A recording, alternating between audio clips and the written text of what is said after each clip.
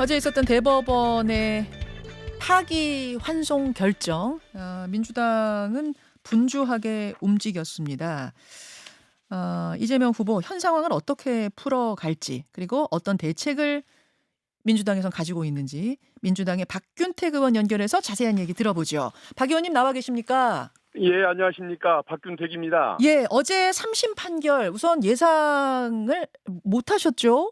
예, 전혀 예상을 못했습니다. 음, 그 판결이 정말 놀라웠는데, 이건 어떤 법조계 그 관행을 아는 사람들은 누구나 여기에 대해서 놀랄 수밖에 없고, 그 상황을 안다면 다 분노할 수밖에 없는 그런 판결이었습니다. 특히 어떤 부분이 좀 납득이 안 가셨을까요? 예, 그러니까 이 사건은 9일 만에 이제 사실은 선고됐다고 하지만, 예.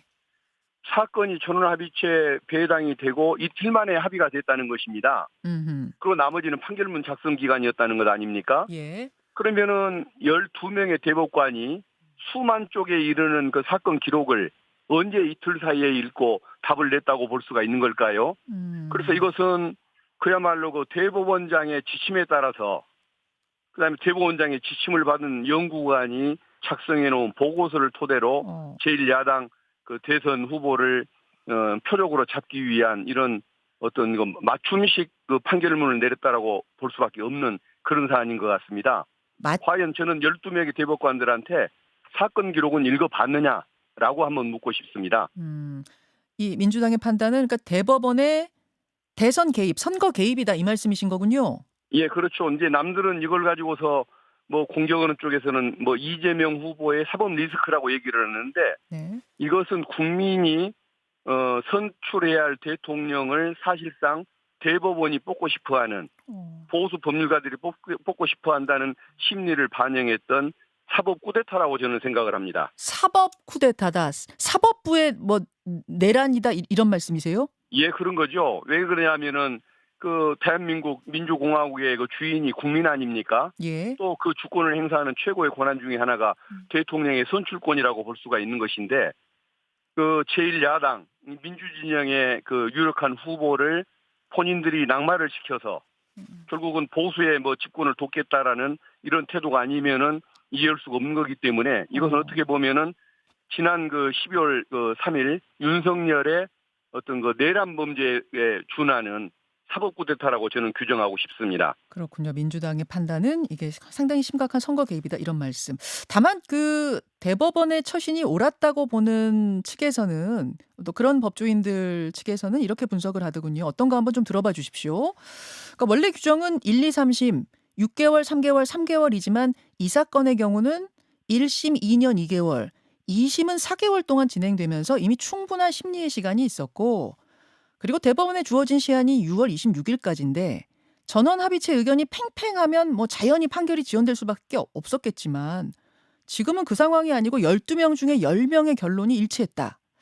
그럼에도 불구하고 판결을 미루다가 대선을 넘겨버리거나 혹은 대선 직전인 5말 6초에 해버리면 오히려 오해와 논란이 더 크게 될 수 있으니까 차라리 결론이 내려지자마자 지체 없이 판결을 한 건 아니겠느냐. 이건 어떻게 보세요? 빨리 하는 것은 좋은데, 예. 기록은 읽고 해야 할 것 아니겠습니까? 어허. 연구는 하고서 해야 하는데, 과연 저는 그 대법관들이 그 수만 쪽에 이르는 기록을 무슨 수로 읽었는지를 모르겠습니다. 피고인의 주장, 검찰의 주장, 제3자의 어떤 진술 내용, 이런 것들을 다 읽어야 할 거 아닙니까? 심지어는 대법원 어제 판결을 보면은 예. 그 어떤 그 뭐 국토부가 성남시의 재량이다, 용도 변경 여부는 성남시의 재량이지 우리가 의무를 짓는 건 아니다라는 그 공문, 이런 것을 낭독을 하고 뭐 설명을 해놨던데, 그 실제 성남시에 내려왔던 그 공문들이 예. 그 뭐 20번도 넘는 그런 압박의 그 과정이 있었다라는 것, 이런 것들은 고려를 하고서 한 것인지, 아니면은 그냥 그 판결문의 그 내용을 보면은 1심 판결문을 거의 복사하다가 그대로 붙여놨거든요. 그야말로 그냥 1심 판결 이쪽 편을 들고 싶어서 복사하기를 떠다가 그냥 그대로 판결을 내린 것인지, 어허. 이것은 저는 결국은 어떤 그 자판기식 맞춤 판결이었다는 생각밖에 안 듭니다. 빨리 한다는 것과 예. 졸속 재판 내지는 날림 공사를 한다는 건 다른 거 아닙니까? 이것은 엉터리 그 어떤 설계도를 갖다 놓고 거기에 맞춰서 뭐 이틀, 뭐 길게 잡아야 9일, 짧게 잡으면 이틀 만에 날림 공사를 했다는 것밖에는 저는 그렇게 평가할 수가 없는 것 같습니다. 이제 앞으로 민주당의 대응이 어떨 건가가 궁금한데요. 어제 긴급 그 비상의원총회에서는 어떤 이야기들이 나왔습니까? 결국은 이 이제 재판 일정 예. 법원에서는 어떻게든 이재명 후보를 낙마시키려고 표적 재판을 하고 6월 3일 안에 낙마를 시키려고 노력은 하겠지만 재판 절차를 보면은 6월 3일 안에 재판이 확정된다는 것은 불가능합니다.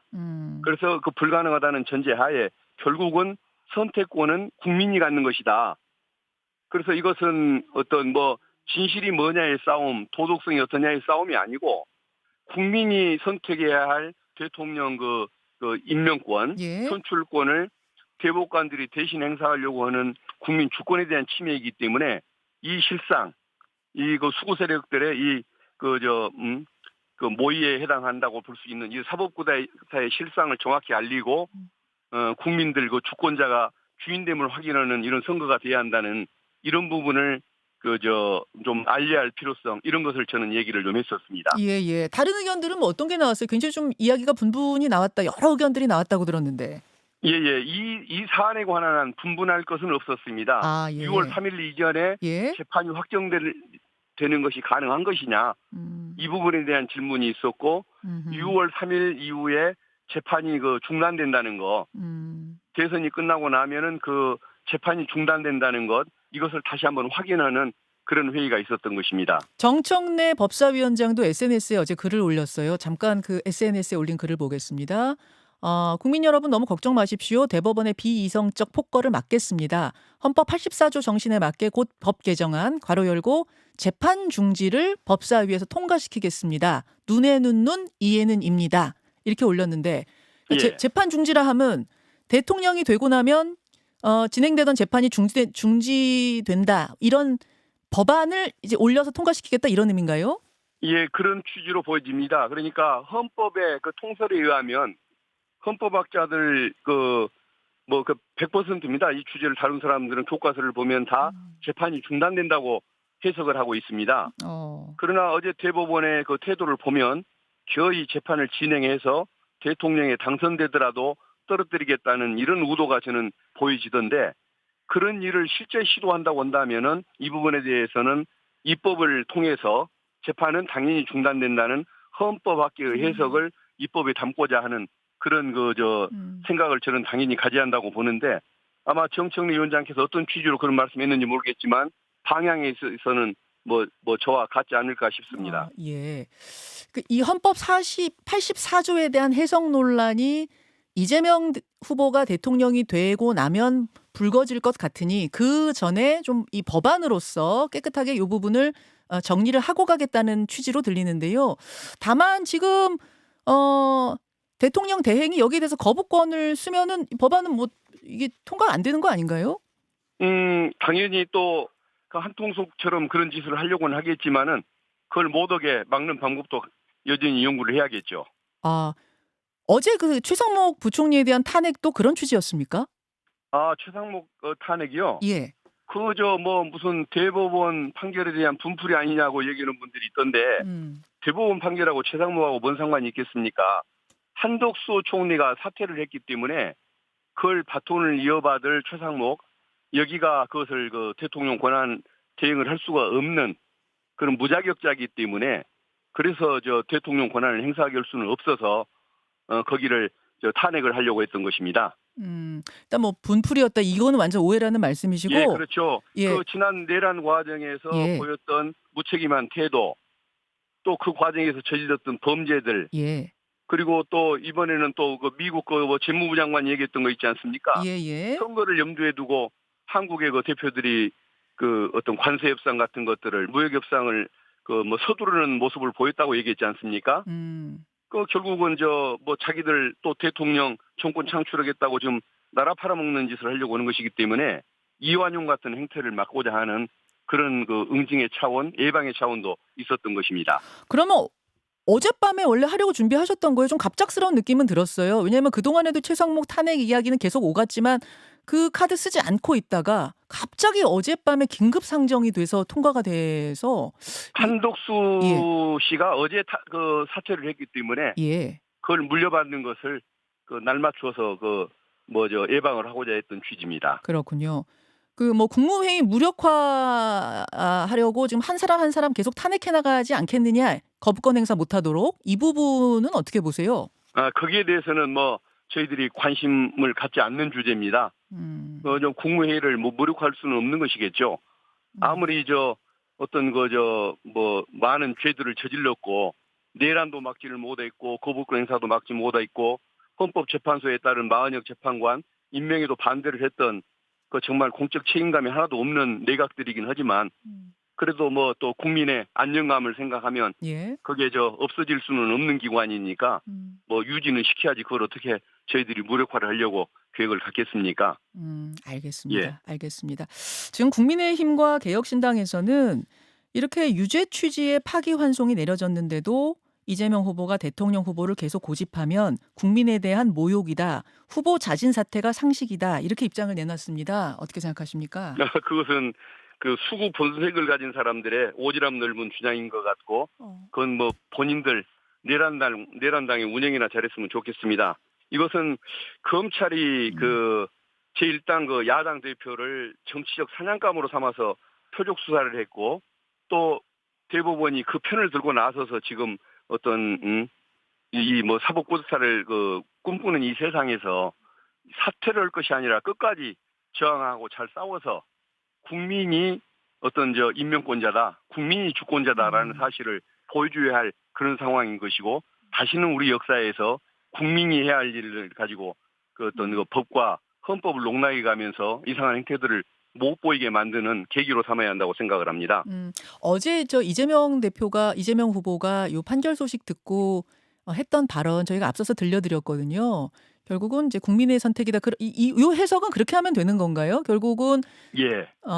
재판부보다 국민의 뜻에 따르겠다. 이 말은 어떻게 해석하십니까? 결국은 상의를 해보지는 않았지만 뭔가 보수성을 갖고 본인들이 세상의 주인인 걸로 착각하고 살아가는 이런 관료들 또 법조 귀족들 이 사람들의 뜻에 굴하지 않겠다. 결국은 국민이 도와달라. 국민의 뜻에 예. 따르겠다. 예. 이런 의미로 해석을 해야 할 것 같습니다. 예. 이 대선판에 어떤 영향을 줄 걸로 보세요? 다시 사법 리스크가 불거진 거 아니냐? 한참 예. 앞서가던 이재명 후보 지지율에도 영향을 주는 거 아니냐? 이런 전망들도 나오던데 민주당에서는 어떻게 좀 내다보고 계십니까? 이것은 아까도 말씀드린 것처럼 이재명 후보의 사법 리스크가 아니고 대법원의 사법 쿠데타인 사건입니다. 그래서 대법원의 판결을 믿고 이 대표가 잘못을 저질렀냐고 마음이 그렇게 옮겨가는 사람들보다 예. 국민이 해야 할 몫을 뺏겠다고 나와서는 검사 판사들의 이런 행태에 대해서 비판적이고 우리가 주인임을 확인해야겠다라고 마음을 먹는 국민들이 더 많을 것이기 때문에 민주주의를 신봉하는 다수의 국민들은 당연히 오히려 이 대표에 대한 지지율을 더 높이는 그런 계기가 되지 않을까 싶습니다. 오히려 대한민국의 주권을 예, 그렇습니다. 대한민국의 주권을 판사들한테 내줄 수는 없는 것 아니겠습니까? 오히려 지지율이 더 오를 수 있는 요인이지 이게 떨어질 요인은 아니다. 그렇게 좀 긍정적으로 내다보고 계시는군요. 예, 그렇습니다. 파기환송심에서도 증인 신청은 다시 하실 겁니까? 어떻게 대응하실 생각이세요? 법적으로는. 증인 신청을 해야겠지만은 아마 당연히 안 받아들이려고 하겠죠. 그 대법원장이 저렇게 지침을 줬는데 거기에 대해서 네. 하급심 판사들이야 충실히 따르려고 하지 않겠습니까? 예. 그래서 아마 해야 할 것은 해야겠고 또 여러 가지 주장을 하기는 해야겠지만 예. 잘 안 받아들이려고 아마 무지애를 쓸 것 같습니다. 그러면 대선 전에 최종 결론이 나올 수도 있다고 보세요? 그건 아예 이론적으로도 불가능하다고 보십니까? 그것은 애초에 불가능합니다. 2심 재판 기간도 있어야 하는 것이고 여러 가지 절차적인 기간도 필요하겠지만 2심에서 또 엉뚱한 판결이 나온다고 해도 네. 이제 저희들은 당연히 재상고를 해야 할 거 아닙니까? 근데 상고하는데 허용되는 날짜가 7일이고 네. 또 상고 후에 또 상고 의견서를 제출하는데 예. 또 20일이 있습니다. 그렇죠. 예. 그 날짜만 고려를 해도 27일이기 때문에 6월 3일 이전에 재판이 확정된다는 것은 불가능합니다. 아무리 대법원이나 그 수구적인 판사들이 몸부림을 쳐도 이것은 막을 수가 없는 그런 상황인 것입니다. 예. 지금 이제 사법 쿠데타란 이야기를 여러 번 반복을 하셨어요. 그러면서 떠오른 것이 어제 좀 화제가 됐었던 김병기 의원의 SNS입니다. 어제 김병기 의원이 판결 직후에 SNS를 올린 것이 연이어 2개 올린 것이 좀 화제가 됐습니다. 사법 권력이 헌법 질서를 무시하고 입법 행정 권력까지 장악하겠다는 거지. 그래봤자 대통령은 이재명이야. 요게 하나가 있었고 또 한 달만 기다려라. 뭐 이런 하나 더 있죠. 예, SNS 좀 보여주십시오. 실제로. 예, 한 달만 기다려라. 뭐 이런 것들이 있었는데 이걸 그래서 어떻게 이제 해석할 것이냐 얘기들이 많았어요. 이건 이건 어떤 의미입니까? 그 오죽 화가 났으면은 그런 반말투에 그런 반응을 그분이 내놨겠습니까? 저도 어제 이것 때문에 흥분을 해가지고 기자회견을 할 때 그 백브리핑을 하면서 기자분들한테 이거 엉터리 설계도에 맞춰놓은 그 날림공사다. 이건 스티로폼으로 건물을 지은 것과 같고 사상 누각보다도 못하다는 표현도 썼고 예. 법원의 어떤 그 자존심과 명예를 구렁텅이에 빠뜨린 이런 흑역사가 될 것이다. 이런 식의 표현을 썼거든요. 당연히 그런 표현이 나올 만도 한 것 아니겠습니까? 비판은 얼마든지 할 수 있고 납득이 안 갈 수 있는데 다만 한 달만 기다려라. 이게 뭐 보복의 의미냐? 이런 어제 분석 기사들도 좀 나왔어요. 불복, 보복 뭐 이런. 예. 그것은 그 화가 나서는 말씀이었을 겁니다. 오늘 했으면 표현이 그렇게는 그만큼 강하게는 나가지는 않았겠죠. 예. 알겠습니다. 알겠습니다. 대선까지 32일 남았습니다. 앞으로 민주당의 대선 캠페인, 대선 계획의 기조 방향은 어떻게 될까요? 결국은 저 어떤 그 깊은 그 내란 세력들의 뿌리를 다시 한번 확인하는 그런 계기가 됐지 않습니까? 그래서 확실한 내란 세력 심판과 그리고 또 오로지 국민을 보고 가겠다는 것, 예. 그리고 어떤 모든 그 정치의 목표는 국민의 삶, 이게 우선이어야 한다는 것, 이런 것들을 확인하는, 그리고 또 국민들께 호소하는 그런 과정이 돼야 한다고 생각하고, 그리고 실제 요새 이제 통합을 강조하고 있는데, 예. 어쨌든 내란을 옹호하는 세력이 아닌 한 함께 한다. 이런 마음으로 어떤 모두를 포용하는 예. 또 화합하는 방향으로 예. 그렇게 나가야 할 것 같습니다. 제가 질문 한 가지 빠뜨렸네요. 너무 어제 사건이 많아가지고 한 가지 큰 사건은 한덕수 대행의 사표 그리고 오늘 출마 선언하거든요. 여기에 대해서도 한 말씀 논평 좀 해주시죠. 그 내란 그 상황에서 계속 무책임한 모습을 보이다가 수구 세력이 지지를 해주니까 거기에 이제 혹해서 저런 망상을 하는 것 같은데 한덕수 총리는 잘 될 수가 없습니다. 윤석열 정권 3년 내내 무능했고 내란 과정에서 무책임한 모습을 계속 보였습니다. 그리고 그 배우자가 김건희 여사 어머니급에 해당한다고 할 정도로 무속에 빠져 있다는 인물 아닙니까? 그 삼무의 공직자, 무능, 무책임, 무속 삼무의 공직자를 어느 국민이 인정해 줄지 아마 본인이 나중에 마음 고통을 느낄 정도로 후회를 하게 될 것 같습니다. 알겠습니다. 여기까지 어제 판결과 한덕수 대행 사퇴에 대한 민주당의 입장 들어봤습니다. 박균택 의원님 고맙습니다. 예, 감사합니다. 김현정의 뉴스쇼는 시청자 여러분의 참여를 기다립니다. 구독과 좋아요, 댓글 잊지 않으셨죠? 알림 설정을 해두시면 평일 아침 7시 10분 실시간 라이브도 참여하실 수 있습니다.